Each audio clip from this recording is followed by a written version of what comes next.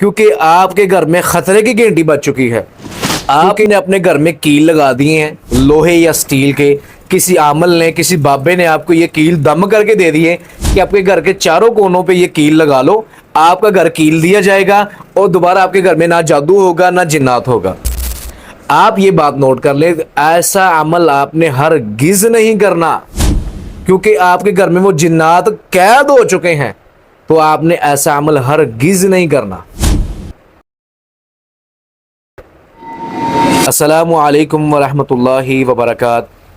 الحمدللہ وحدہ اما بعد اعوذ باللہ من الشیطان الرجیم. بسم اللہ الرحمن الرحیم.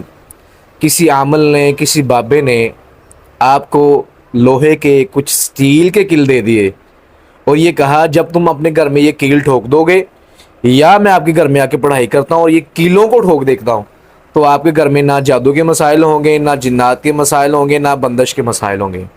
یہ ہرگز آپ کے ساتھ دھوکہ ہو رہا ہے. تو اس دھوکے سے, اس فراڈ سے آپ نے بچنا ہے.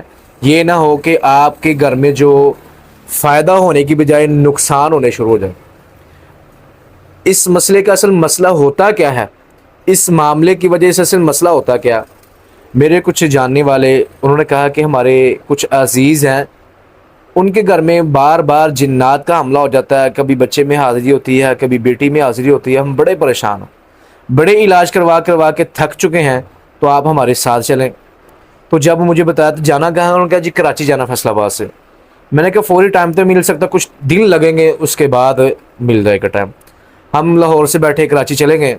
تو گھر میں گئے تو جب میں نے پڑھائی شروع کی, وہاں جا کے قرآنی آیات پڑھنی شروع کی تو اس کے اندر حاضری ہو گئی.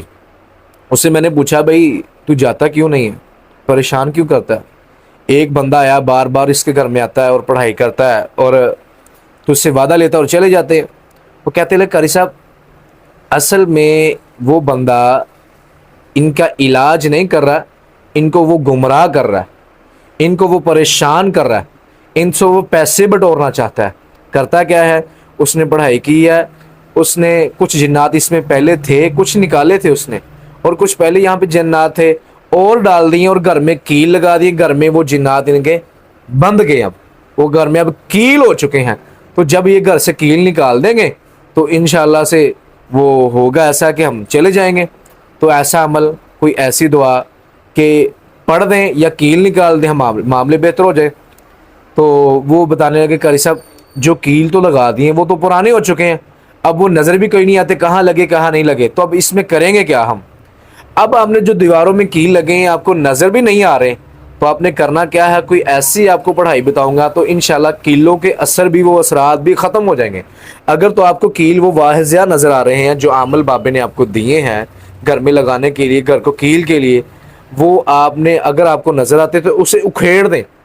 اگر نہیں نظر آتے تو آپ نے ایسا کرنا عمل جو میں آپ کو پڑھائی بتاؤں گا, اس کے کرنے سے انشاءاللہ جو اس کے اثرات ہو گئے کیلوں کے تو انشاءاللہ اس سے وہ زائل ہو جائیں گے, اس کا اثر وہ ختم ہو جائے گا. ہر کمرے میں آذان دینی ہے, پھر تکبیر پڑھنی ہے, سورۃ الفاتحہ, آیت الکرسی, پھر آپ نے اگر کیل نکل آئے تو سب سے بہتر ہے, نہ نکلے تو آپ نے 101 مرتبہ سورۃ فلق اور سورۃ ناس پڑھ کر پانی پہ دم کر کے پانی کا چھڑکاؤ کرنا اور کونوں پہ وہ پانی چھڑکاؤ کر دینا. شاور کے ساتھ کر دیں یا ہاتھ کے ساتھ کر دیں.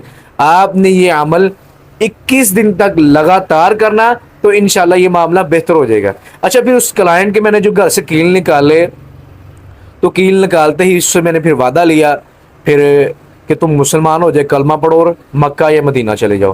چلا گیا. اس کے بعد ماشاءاللہ اس بات کو ہونے والے 3 سال, تو اس کے بعد ماشاءاللہ سے آج تک اس کے گھر میں دوبارہ مسئلہ نہیں ہوا.